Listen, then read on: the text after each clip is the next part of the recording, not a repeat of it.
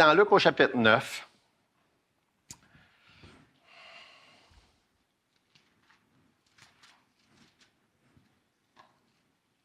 Ça fait un bout de temps qu'on est dans Luc au chapitre 9. Pour ceux qui nous visitent ou sont de passage, on est dans l'Évangile de Luc depuis le mois de... Je pense que c'était novembre, là, pas le novembre qui vient de passer, l'autre année avant. Ça fait que on est là depuis un bout de temps. Ça fait plus qu'un an, en tout cas. Puis on chemine tranquillement au travers de l'Évangile de Luc.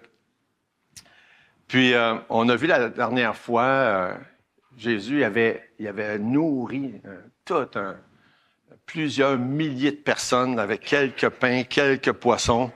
Puis ensuite, il commence à enseigner ses disciples sur différents sujets, ça dans Luc au chapitre 9.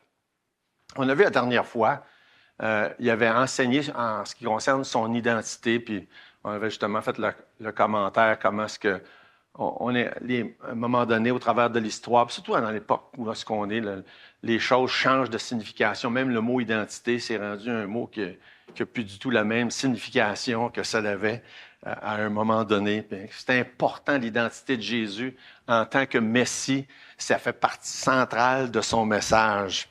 Et puis ensuite, il y avait, pour parler de son identité, il avait posé une question. Qui c'est que les gens disent que je suis? Puis vous, en parlant à ses disciples, qui que vous dites que je suis? Puis Pierre avait bien répondu à cette question-là. Puis là, dans la suite de la réponse de Pierre, puis là, on est dans Luc au chapitre 9, puis je vais lire à partir du verset 22 jusqu'à 26. Ouais, c'est ça. 22 à 26. Il ajouta qu'il fallait que le Fils de l'homme souffre beaucoup, qu'il soit rejeté par les anciens, par des principaux sacrificateurs et par les scribes, qu'il soit mis à mort et qu'il ressuscite le troisième jour. Puis il dit à tous, « Si quelqu'un veut venir après moi, qu'il renonce à lui-même, qu'il se charge chaque jour de sa croix et qu'il me suive. Car celui qui voudra sauver sa vie la perdra, mais celui qui la perdra à cause de moi la sauvera. Et que servirait à un homme de gagner tout le monde s'il se détruisait ou se perdait lui-même? Car quiconque aura honte de moi et de mes paroles, le Fils de l'homme aura honte de lui, quand il viendra dans sa gloire et dans celle du Père et des saints anges. » On va prier. Seigneur notre Dieu, on est reconnaissant du privilège qu'on a de se retrouver dans ta présence. Tu nous dis que même s'il y a juste 2 ou 3 personnes qui sont ensemble en train de prier, tu es au milieu de nous. Et quand on a un groupe comme ça, on est conscient qu'on unit nos voix ensemble, nos cœurs, nos pensées. On se tourne vers toi, puis on sait que tu es là, tu es présent, tu nous entends, nous écoutes, tu réponds. Merci Seigneur pour tes bienfaits, pour ta bonté, ta grâce, ton amour, pour le sacrifice immense que Jésus a accompli à la croix. Merci qu'on a accès non seulement à ton trône devant toi, mais on a aussi accès à cette grâce, à ce salut, au pardon des péchés, à la vie éternelle. Tout ça par la foi. On te rend grâce, on te prie que tu parles à nos cœurs, on te prie pour ceux qui ont des besoins qui sont tellement évidents. On pense à Jean et Rose, on pense à Marcel et Colette, on pense à Hélène et Régent. On te prie, Seigneur, pour chacun d'eux et tous les autres qu'on sait qui souffrent ou qui ont des besoins qui sont si évidents. Et merci, Seigneur, puis en même temps, on te prie que tu répondes aux besoins plus profonds des cœurs de chacun ce matin, qu'on sache reconnaître ce merveilleux message-là qu'on a devant nous, dans ta parole, et que ce soit une bénédiction dans nos cœurs. Dans le nom de Jésus. Amen. Donc, on vient de lire ces quelques versets-là, puis juste en introduction, pour faire le pont entre qu'est-ce que Jésus venait de dire, puis qu'est-ce qu'il va dire à partir du verset 22.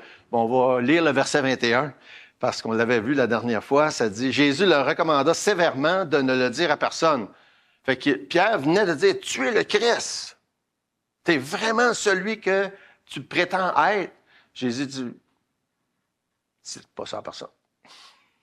Et là, des fois, évidemment, on peut se demander pourquoi Jésus dit « dites pas ça à personne », mais un des détails que je ne crois pas qu'on avait vu la dernière fois, c'est que le langage employé dans le verset 21, c'est très fort. C'est comme le mot qui est employé quand ça dit « recommanda ». Dans la plupart des versions, ça dit « leur commanda ». C'est pas juste une recommandation, c'est un commandement. C'est un ordre, puis c'est digne des ordres d'un chef militaire. Fait que, et en plus de ça, il rajoute le mot sévèrement. Fait que, il a recommandé sévèrement, il a dit, dites pas ça à personne. Puis là, on dit, ben là, pourquoi est-ce que Jésus voulait pas que les disciples disent ça à personne, que c'était vraiment lui le Messie? Ben, on le sait, c'est parce que les gens étaient pas prêts. C'est parce que les disciples étaient pas prêts. Puis c'est parce que le temps était pas de bon non plus. C'était pas le temps encore. Et ça, ben, on comprend justement parce que son identité en tant que Messie est au cœur du message de l'Évangile. Puis les gens de son époque, probablement les disciples aussi, mais les gens en général attendaient un sauveur, un Messie, un libérateur qui viendrait les libérer de l'oppression des Romains qui dominaient partout autour d'eux. Puis Jésus dit, c'est que je suis pas venu pour ça. Fait que pour qu'il puisse amener les gens à comprendre qu'il était vraiment le Messie puis qu'ils acceptent qu'ils le reçoivent, ben il faut qu'il fasse le lien entre le fait qu'il est vraiment le Messie, mais qu'il n'est pas venu là, à ce moment-là, pour les libérer, puis pour prendre contrôle, puis établir son royaume. Ce que nous, on sait qu'il va faire un jour, bientôt, plus tard, mais qu'à l'époque, il n'y avait aucune distinction. Il s'attendait qu'il fasse ça à ce moment-là. Et c'est pour ça qu'il enchaîne avec le prochain sujet qui est notre thème ce matin, qui est l'importance de son sacrifice. Parce que oui, c'est le Messie, mais le Messie, à ce moment-là, n'est pas venu pour établir son royaume, parce que Jésus, sachant ça, qu'il allait être rejeté, mais il savait qu'il devait aussi, il devait venir mourir en tant que Messie. Et donc, l'importance de son sacrifice, puis on va regarder juste 2 points matin. Premièrement, son sacrifice est nécessaire, puis deuxièmement, son sacrifice nous sert d'exemple. Fait que c'est ce qu'il dit dans le verset 22. Il ajouta qu'il fallait, on comprend cette expression-là, il fallait que le Fils de l'homme souffre beaucoup de choses, qu'il soit rejeté par les anciens, par les principaux sacrificateurs et par les scribes, qu'il soit mis à mort et qu'il ressuscite le 3e jour. Il fallait, c'était nécessaire, c'était obligatoire, c'était nécessaire, entre autres choses, pour réaliser la multitude de prophéties de l'Ancien Testament. C'était nécessaire, le sacrifice de Jésus.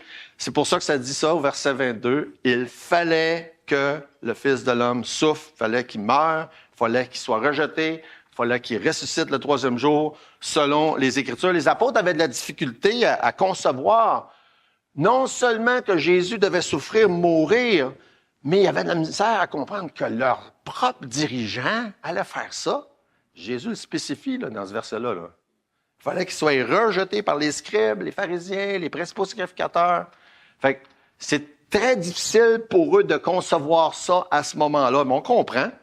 On aurait aussi été comme eux à ce moment-là. Et c'est justement pour ça que Jésus dit les choses qu'il dit dans les versets là, qui suivent. Il fallait que Jésus offre sa vie en sacrifice. C'était prédit tout le long de l'Ancien Testament, de plusieurs manières différentes. Par exemple, les apôtres ne comprenaient pas ça là, puis même plus tard, c'était difficile à comprendre. Mais ils ont compris quand ils ont vu Jésus se faire crucifier, évidemment. On peut tourner quelques pages plus loin dans Luc au chapitre 24. Il y a une belle anecdote qui nous est racontée dans Luc au chapitre 24. J'aime beaucoup, beaucoup cette histoire-là. Ça ouvre la porte à tellement de choses parce que c'est l'histoire qu'on appelle le chemin d'Emmaüs, les disciples qui se promènent sur un chemin, qui s'en vont vers Emmaüs. Puis, ça dit au verset, on peut lire, là, on va lire les versets... Luc 24, là, si on lit, mettons, à partir du verset 13. « Et voici ce même jour, 2 disciples allaient à un village nommé Emmaüs, éloigné de Jérusalem de 60 stades. Ils s'entretenaient de tout ce qui s'était passé. Pendant qu'ils parlaient, discutaient, Jésus s'approcha et fit route avec eux. Mais leurs yeux étaient empêchés de le reconnaître. Il leur dit, « De quoi vous entretenez-vous en marchant? » Ils s'arrêtèrent, l'air attristés. L'un d'eux, nommé Cléopas, lui répondit, « Ben, es-tu le seul qui, séjournant à Jérusalem, ne sache pas ce qui est arrivé ces jours-ci? »« Quoi? » leur dit-il. Ils lui répondirent, « Ce qui est arrivé au sujet de Jésus de Nazareth, qui est un prophète, puissant en œuvre et en parole devant Dieu et devant tout le peuple. » Puis là, je ne vais pas tout lire le texte, mais quand on arrive au verset 26, il leur dit, « Ne fallait-il pas que le Christ souffre ces choses et qu'il entre dans sa gloire? » Encore la même expression. Une question rhétorique, vous savez c'est quoi une question rhétorique? C'est que la réponse est inclue dans la question. Ne fallait-il pas? Oui, il fallait. Il fallait que Jésus souffre. Pourquoi? Encore la même chose. Parce que c'était prédit par les prophètes. On continue un peu plus loin, verset 44. Qu'est-ce qui se passe après avoir fait un bout de chemin avec les deux disciples? Jésus se retrouve où est-ce que les apôtres se sont rassemblés dans la chambre haute. Et puis, il se présente au milieu d'eux, c'est ce que ça dit. Il a comme passé au travers des murs. Puis, on arrive au verset 44, puis il leur dit, « C'est là ce que je vous disais lorsque j'étais encore avec vous, qu'il fallait que ça arrive. Il fallait que s'accomplisse tout ce qui est écrit de moi dans la loi de Moïse, dans les prophètes et dans les psaumes. » C'est quoi? C'est tout l'Ancien Testament. Tout l'Ancien Testament parlait du fait que Jésus, il fallait qu'il passe là. Il y a des centaines de passages dans l'Ancien Testament qui prédisent le fait que Jésus va venir, le fait qu'il va offrir sa vie, le fait qu'il va mourir, le fait qu'il va ressusciter le troisième jour. Puis c'est pour ça, quand Paul en parle plus loin, il dit « selon les Écritures ». Pourquoi? Parce que c'était écrit dans tellement de choses. Puis quand on continue, verset 47, il dit « Et que la repentance et le pardon des péchés seraient prêchés en son nom à toutes les nations, à commencer par Jérusalem. » Puis ça, c'est le deuxième aspect de la nécessité de son sacrifice. C'est non seulement c'était nécessaire parce que c'était prédit, mais c'était nécessaire parce qu'on est des pécheurs. C'est pour ça que c'était nécessaire que Jésus meure en sacrifice pour les péchés du monde entier. C'était nécessaire parce que nous sommes tous des pécheurs. Il y avait jusqu'à là des bons indices de tout ça. Jésus, dès le début, dans l'Évangile de Jean, au chapitre 1, il est présenté par Jean-Baptiste comme l'agneau de Dieu qui enlève les péchés du monde. Fait, il y avait des très bons indices de ça, mais il n'y avait pas vraiment de déclaration aussi claire que celle-là qui fait, là, comme on le lit dans le chapitre 9. Jésus est présenté comme l'agneau de Dieu dans Jean chapitre 1, dans Jean chapitre 2. Il parle lui-même de la destruction de son corps, qui est le temple. Et encore là, fait allusion au fait qu'il va mourir en sacrifice. Quand il parle dans Jean chapitre 3, il se compare avec l'histoire de Moïse puis le serpent dans le désert. Encore là, question de son sacrifice, de sa mort puis de la croix.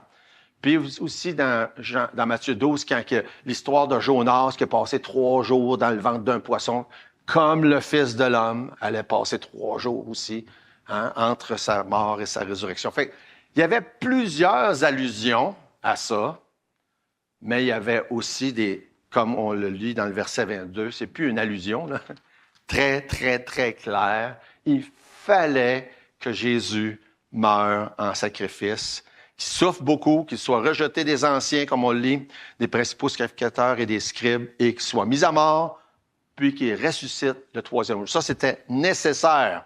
Dans Acte 10, 43, ça dit ceci, tous les prophètes rendent de lui le témoignage que quiconque croit en lui reçoit par son nom le pardon des péchés. Fait que, il fallait que ça arrive comme ça. Il fallait que ça arrive comme ça parce qu'on est des pécheurs. Quand on lit Luc 9, 22, on peut tourner avec moi dans 1 Corinthiens chapitre 15. Ça fait penser beaucoup à ce que Paul nous dit dans 1 Corinthiens 15. Puis ce que Paul nous dit dans 1 Corinthiens 15, c'est beaucoup plus facile pour Paul de comprendre parce que Jésus est déjà mort, Jésus est déjà ressuscité. Mais pour les disciples, puis pour les gens qui l'écoutaient à ce moment-là, c'était moins évident. Dans 1 Corinthiens 15, je vous rappelle, frères, l'Évangile que je vous ai annoncé, que vous avez reçu, dans lequel vous avez persévéré, par lequel vous êtes sauvés, si vous le retenez dans les termes où je vous l'ai annoncé. Autrement, vous auriez cru en vain. L'importance de croire selon les termes spécifiques que Dieu a mentionnés dans sa parole. Beaucoup de gens croient n'importe quoi.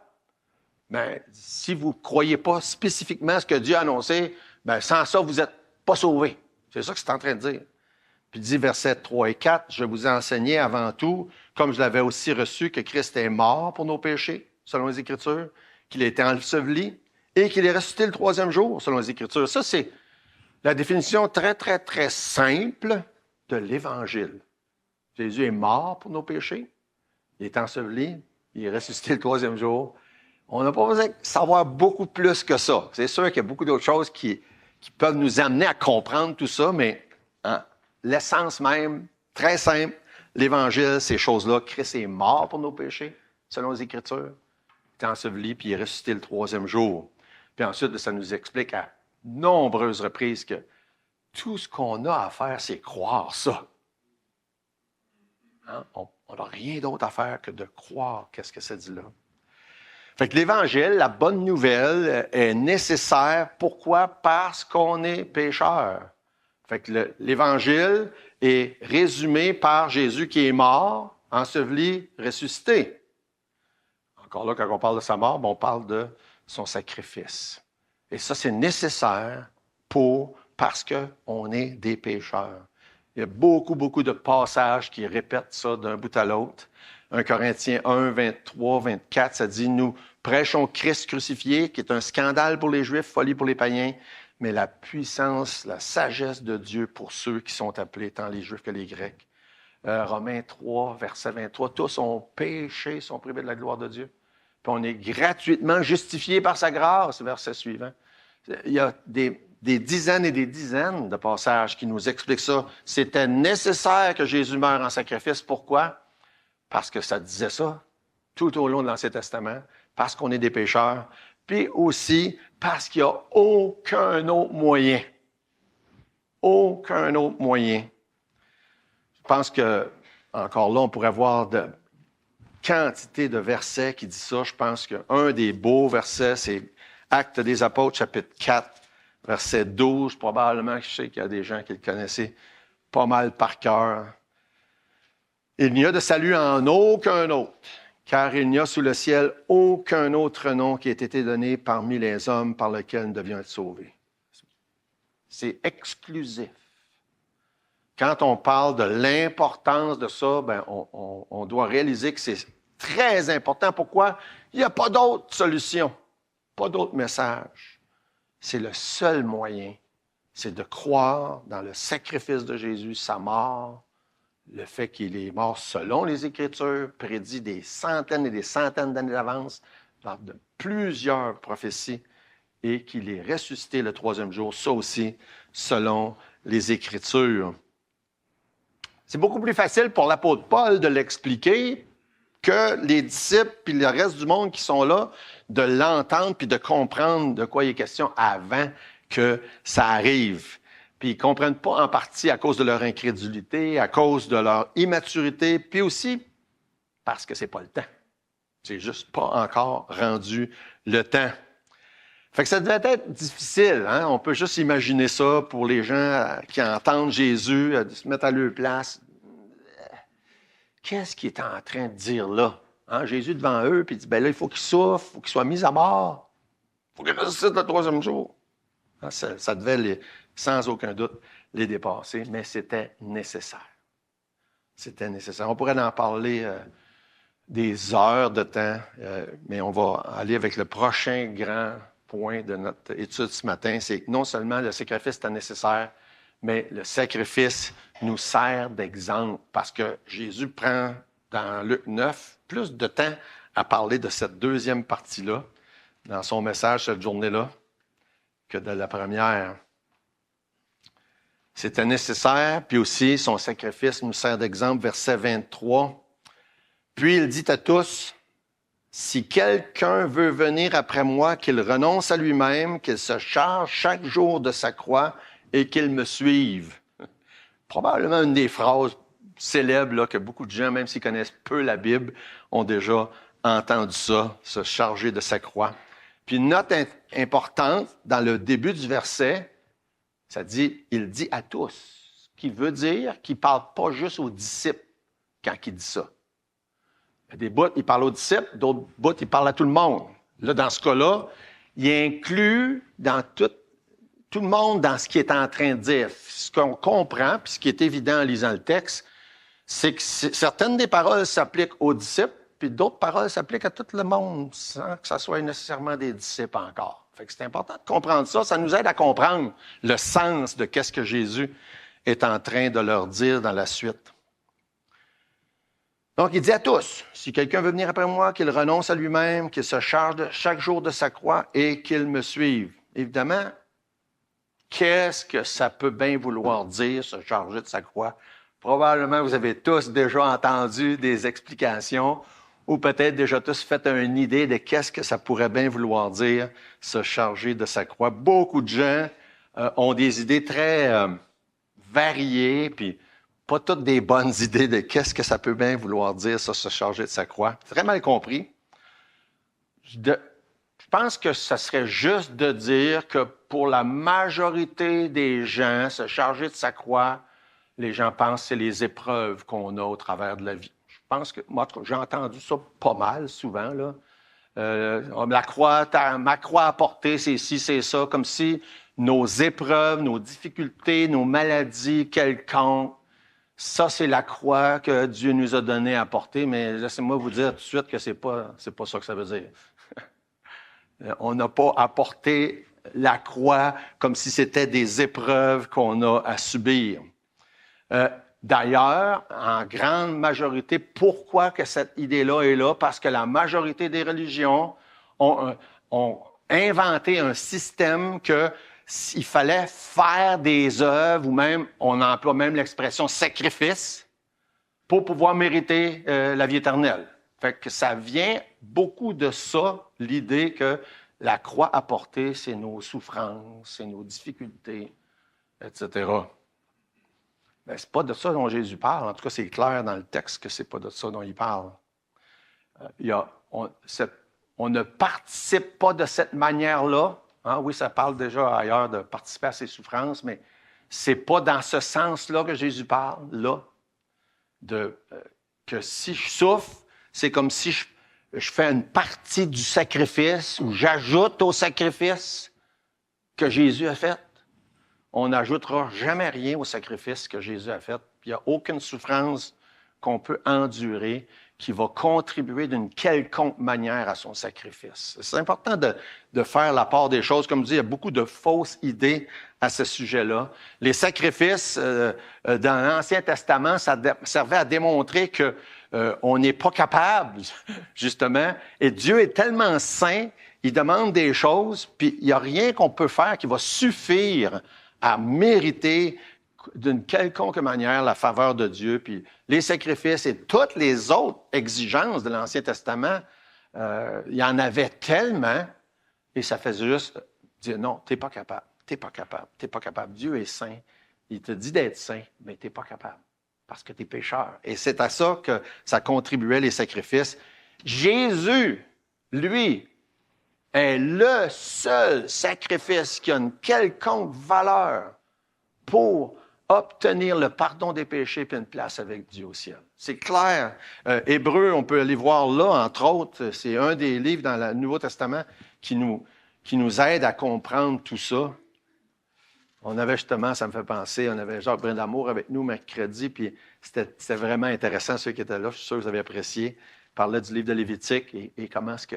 C'est ce qui nous aide à comprendre le Nouveau Testament.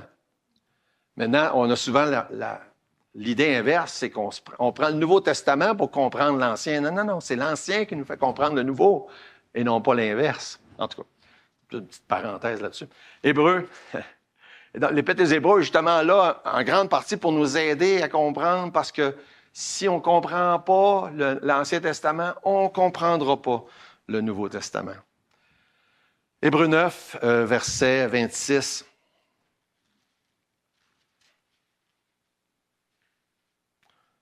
Ça dit,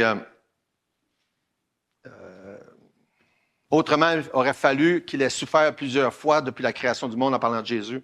Mais maintenant, à la fin des siècles, il parut une seule fois pour effacer les péchés par son sacrifice. Une seule fois, Jésus, pour effacer les péchés par son sacrifice. Dans le chapitre 10, juste l'autre page, verset 12, ça dit, « Lui, après avoir offert un seul sacrifice pour les péchés, s'est assis pour toujours à la droite de Dieu. » Jésus a porté sur lui, à la croix, tous nos péchés. Et c'est important de comprendre ça. C'est son sacrifice qu'il n'est pas répétable, on ne peut pas ajouter, et nos souffrances ne contribuent pas à faire quoi que ce soit de plus que seul ce que Jésus a fait, était nécessaire. Ça, c'est clair. On va voir à mesure qu'on avance dans Luc chapitre 9. Une autre chose que c'est pas porter sa croix, c'est clairement pas mettre une petite croix en or ou en argent sur soi. C'est pas ça. C'est pas ça, porter sa croix. Non, mais c'est important de le dire. Hein? Ça n'a rien à voir avec ça. Mais c'est important de savoir ce que ça veut dire. Pourquoi? Parce que, je vais vous montrer quelques passages, pourquoi c'est si important de savoir ce que ça veut dire. Luc chapitre 14, avant de revenir dans Luc 9.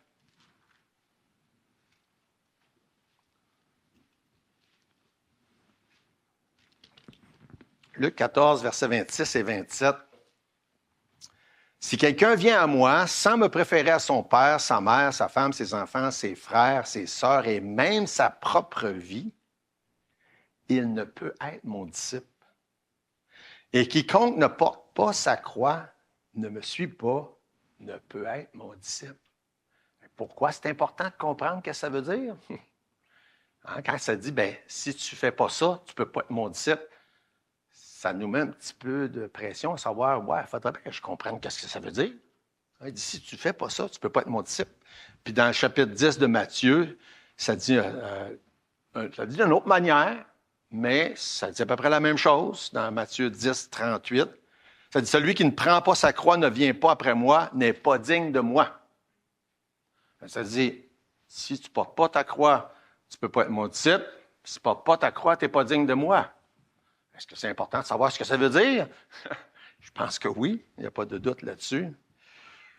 Maintenant, avant de vraiment retourner dans Luc 9, comprenons que les gens qui entendent ça à l'époque de Jésus, c'est porter sa croix. Si nous autres, on a de la misère à comprendre, imaginez-vous eux. C'était quoi la croix pour eux? C'était quoi le symbole de la croix?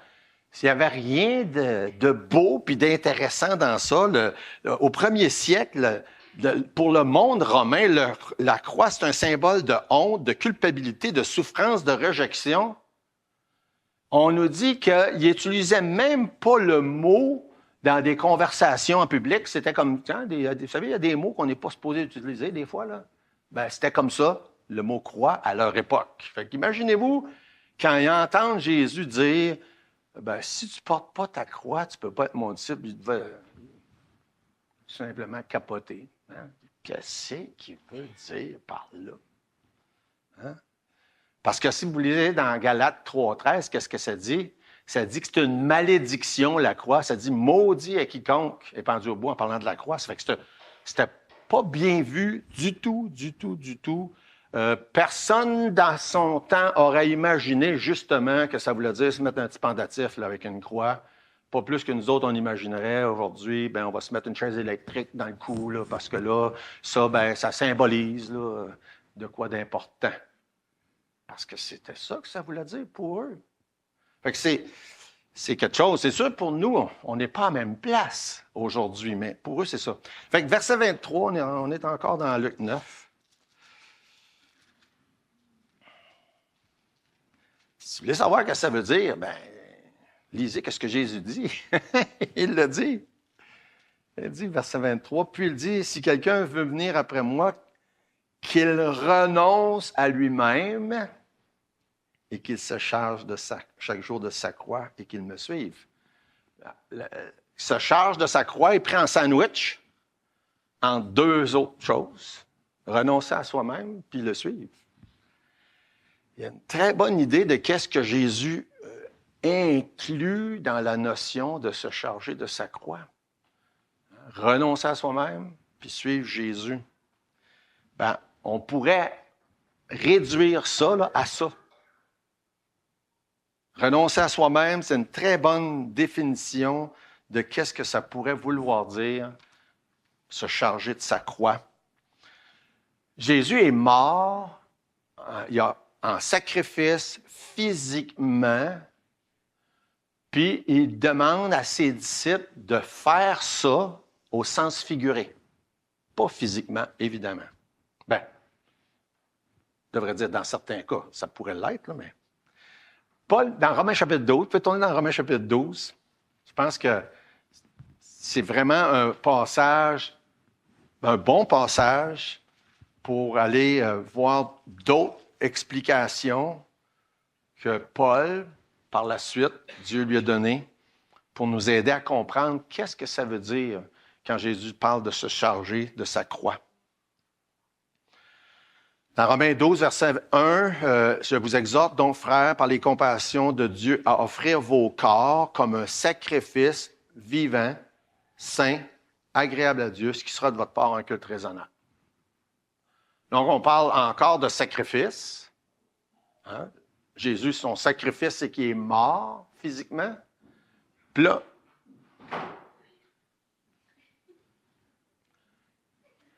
on parle d'un sacrifice vivant. J'espère qu'il y a quelqu'un qui l'a rejoint. Là, on parle d'un sacrifice vivant. Fait que c'est une bonne manière de comprendre que c'est de ça dont Jésus parle quand il dit se charger de sa croix. Jésus, sa croix, ça représente son sacrifice. Pour nous, la croix, c'est, selon Romains 12, un sacrifice vivant. Dans Romains 12, ça dit que ça serait raisonnable. Quand on parle de quelque chose qui est raisonnable, on trouve que c'est pas extraordinaire, c'est juste correct. Hein? C'est raisonnable, c'est ordinaire, c'est normal pour un enfant de Dieu d'offrir nos vies en sacrifice vivant, pas mort, à Dieu. C'est une bonne chose qui spécifie vivant en passant. Hein? Puis, ça fait vivant, de vivre pour Dieu, renoncer à soi-même, s'offrir à Dieu. Puis tandis que quand Jésus parle dans Luc 14, bien, il dit que c'est indispensable. Fait que dans Romains 12, c'est raisonnable. Jésus, dans Luc 14, il dit que c'est indispensable parce qu'il dit, si quelqu'un ne fait pas ça, il ne peut pas être mon disciple. Ça revient à dire que c'est indispensable. Pourquoi tout ça? Parce que c'est facile de dire « je suis un disciple du Seigneur ». Hein? Oh, je suis un disciple, moi. Je suis le Seigneur. Parce que disciple, suivre, ça veut dire à peu près la même chose. Facile de dire ça. Mais dans les faits, ce que Jésus dit, qu'est-ce que ça veut dire? Bien, ça veut dire renoncer à toi-même. Être un disciple de quelqu'un, ça veut dire, mettons, excluer Jésus, un disciple de n'importe qui, de n'importe quoi, quelqu'un qui suit une quelconque manière de vivre. Un disciple, il existe par exemple des livres là, que les gens écrivent sur différents sujets, la manière de vivre, puis il y a des gens, tu es un disciple de lui ou d'elle, puis il suit cette manière de penser-là. Hein? C'est un peu ça qu'on parle quand on parle d'être un disciple, ça veut dire suivre. Suivre, qu'est-ce que Jésus ou quelqu'un dit? Mais Jésus va plus loin que ça. Il ne faut pas juste suivre.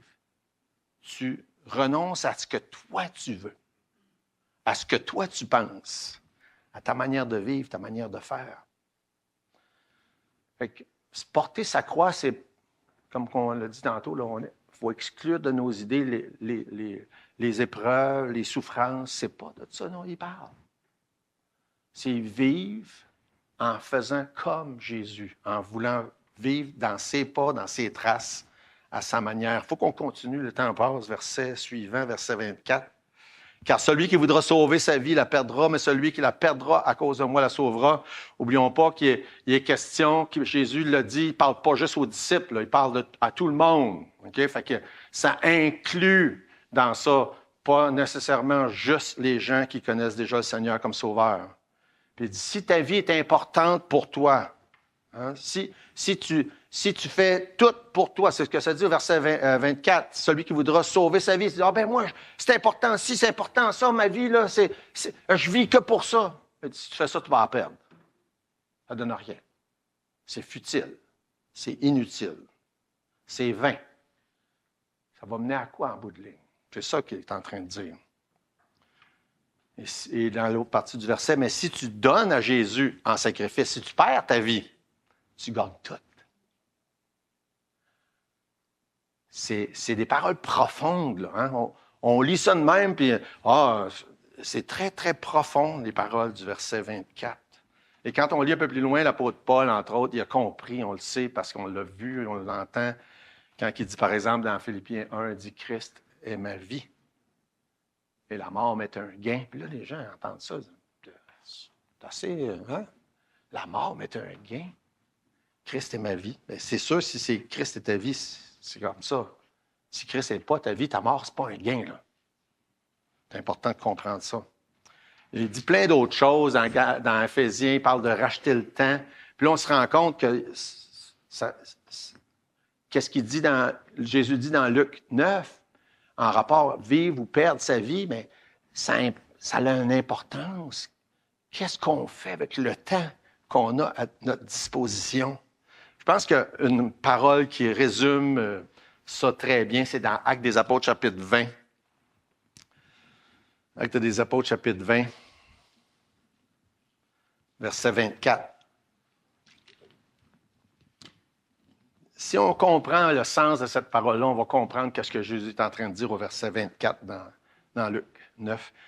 Paul dit, « Je ne fais pour moi-même aucun cas de ma vie, comme si elle m'était précieuse, pourvu que, en autant que, j'accomplisse ma course avec joie et le ministère que j'ai reçu du Seigneur Jésus d'annoncer la bonne nouvelle de la grâce de Dieu. » Tout ce qui m'importe, Paul dit, c'est ça. En autant que je fasse ça, le reste, ça compte pas. Je veux dire, quand je dis ça, je me dis, oh, ouais, je ne suis pas rendu là encore. Mais c'est ça que ça devrait être. C'est de ça dont Jésus parle quand il dit porter sa croix. C'est pas ma vie qui compte, c'est pas mes intérêts qui comptent. C'est ce que Dieu dit qui est important. Vous savez, c'est un choix qu'on a à faire à un moment donné. Je vais retourner là dans Luc pour être sûr. C'est un choix qu'on a tous à faire à un moment donné. Puis le choix n'est pas nécessairement facile. J'ai déjà même argumenté, parlé avec des gens, puis entendu même à haute voix les raisonnements que des fois les gens font juste à l'intérieur. Ils disent, ouais, mais j'ai ça, puis il faut que je choisisse entre les deux. Puis certains privilèges, avantages, puis là, ça veut dire... Puis je me souviens là, d'avoir vu des gens raisonner, mettre ça dans une balance... Puis ce que Jésus dit, tu ne perdras jamais si tu mets Dieu dans ta balance en priorité. Mais beaucoup de gens pensent qu'ils vont perdre. Beaucoup de gens pensent qu'ils vont perdre. Fait, c'est de cette manière-là que Jésus argumente dans le chapitre 9. Puis il rajoute au verset 26, « Quiconque aura honte de moi et de mes paroles, le Fils de l'homme aura honte de lui quand il viendra dans sa gloire et dans celle du Père et des saints anges. » Puis évidemment, rappelons-nous qu'il parle à des disciples, puis aussi à la foule qui n'est pas toutes des disciples. Puis dans le lot, il y a des gens qui vont avoir honte de Jésus, mais un disciple n'a pas honte de Jésus, du moins pas supposé d'avoir honte de Jésus. Puis c'est de ça dont Jésus est en train de parler. Ceux qui ne sont pas sauvés, qui vivent, ils recherchent d'obtenir le maximum de la vie, que la vie a à offrir, qui se retrouvent à la fin avec rien pour l'éternité. Il y a beaucoup de gens qui oseront jamais mettre Jésus dans leur vie parce qu'ils pensent qu'ils vont perdre trop. Il y a des gens qui vont avoir honte du Seigneur. Mais c'est un avertissement parce que quelqu'un qui ne croit pas va avoir honte du Seigneur, ne va jamais renoncer à lui-même. Puis comme Jésus a dit, il ne peut pas être son disciple non plus. Il y a beaucoup de choses dans ce passage-là à considérer, puis là, il faut que je finisse à un moment donné. Fait que la première chose qu'on a vue ce matin qui est importante, c'est que c'était nécessaire que Jésus offre son sacrifice. C'était nécessaire pour plusieurs raisons, parce que c'était prédit, parce qu'on est des pécheurs, parce qu'il n'y a aucune autre solution. Puis aussi, le sacrifice de Jésus nous donne un exemple pour chaque personne de dire, OK, si Jésus m'a sauvé, je devrais vouloir vivre pour lui renonçant à tout. Est-ce que ça veut dire que renoncer à tout, qu'on n'aura jamais rien, puis qu'on va être tout nu, puis c'est pas de ça que ça parle. Hein? Ça veut dire qu'on parle de priorité, on parle de mettre Dieu en premier, de ne pas mettre nos intérêts en premier. J'ai toujours apprécié, puis je vous le dis de temps en temps, quand que je vais dans les rencontres pour la mission, le contact, le lien que je suis privilégié d'avoir avec des missionnaires d'un peu partout au travers le monde. Puis justement, cette semaine, à titre d'exemple, je pense que c'est hier, je recevais une lettre de nouvelles d'un missionnaire qui est dans la section ça s'appelle Bibles International, qui travaille à la traduction de la Bible dans une grande variété de pays du monde. Puis il y avait un petit diagramme, ça l'a vraiment piqué ma curiosité. Ça parlait des langages dans le monde. Parce qu'eux qui travaillent à la traduction de la Bible, ils le font parce qu'ils sont convaincus que c'est nécessaire. Il y a 7100 langages à peu près dans le monde entier. Là. C'est beaucoup, hein? Et puis, il y a 750 quelques de ces langages-là que la Bible a été traduite en entier. 1700 de ces langages-là, il y a le Nouveau Testament seulement, puis à peu près 1200 qui a seulement des portions. Si vous faites le total, il y en a environ 3500 quelques qui n'ont pas aucune traduction de la Bible dans leur langue. Ça veut dire quoi? La moitié. Évidemment, on sait que beaucoup de ces langues-là, il n'y a pas une très grande quantité de personnes qui les parlent. Puis si on faisait le total, on dirait peut-être que, je ne sais pas en pourcentage, il y a beaucoup plus que la moitié de la population de la Terre qui ont la Bible dans leur langue. Ça, je suis d'accord avec cette idée-là, mais il reste que quand même, ça a piqué ma curiosité de « Wow, la moitié des langages de la Terre, ils n'ont pas encore la traduction de la Bible dans leur langue. » Moi, j'ai à peu près, je ne sais pas combien, là, mais au moins 20 Bibles chez nous, puis à peu près 10, 12 traductions différentes, ou au moins 3 langues différentes. Puis dans mon logiciel de Bible, ben là, je peux avoir accès à des dizaines de langages de la Bible à ma portée de la main, juste à un clic. Puis quand on pense à ça, qu'il y a des millions de personnes qui n'ont même pas accès aux Écritures dans la Bible, tout ça, c'est juste pour vous un peu piquer votre curiosité, mais en même temps, parler du fait qu'il y a des gens qui consacrent leur vie dans le monde à aller, soit annoncer l'Évangile, soit traduire la Bible dans diverses portions du monde. Puis je suis toujours impressionné par le fait que ces gens-là sont prêts à mettre de côté plein de choses de leur quotidien, de leur bien-être, de leur zone de confort pour aller dans des régions du monde apporter le message de l'Évangile. Puis je voulais vous lire une petite anecdote en terminant. Je pense pas, j'ai pas vu Jen qui est là parce que ça a rapport avec David Livingstone, puis elle est impliquée au camp Livingstone qui porte son nom à David Livingstone en passant. Puis David Livingstone a eu un impact important dans l'évangélisation mondiale dans les années 1800, particulièrement en Afrique. Et il s'est promené de long en large dans plusieurs pays d'Afrique pour évangéliser. Puis dans les années 1800, là, vous pouvez juste imaginer que le transport, la communication était loin d'être que ce que c'est aujourd'hui. Hein? Juste ça, c'est facile à imaginer. C'était loin, très loin de ce qui se passe aujourd'hui. Les missionnaires partaient parfois pendant des années de temps, ils ne voyaient pas leur famille. Dans certains cas, ils ne voyaient pas leurs propres enfants parce que les enfants allaient étudier à l'étranger, etc. C'était vraiment pas facile. Fait que lui, il était parti avec sa femme Marie, il venait de l'Écosse, puis il est allé en Afrique. C'est un médecin qui a abandonné ça pour aller en Afrique, pour évangéliser. Et puis, qu'est-ce que l'histoire nous raconte, c'est qu'à un moment donné, c'était tellement pénible, difficile, Marie est retournée au Royaume-Uni avec ses 6 enfants. Puis elle est morte là plus tard, à l'âge de 42 ans seulement. fait qu'avec ses 6 enfants, tandis que lui, il est resté en Afrique.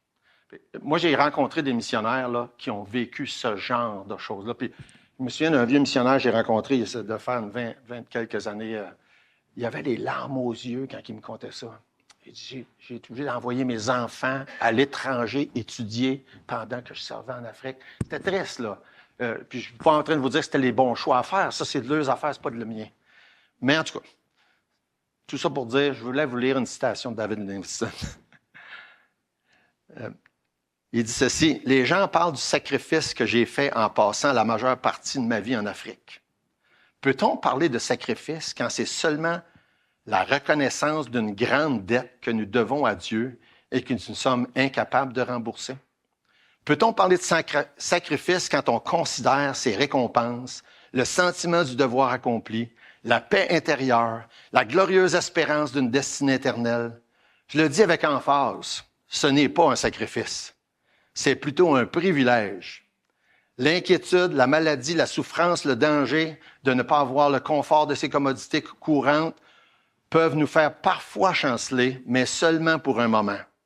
Mais toutes ces choses ne sont rien à comparer de la gloire à venir qui sera bientôt révélée.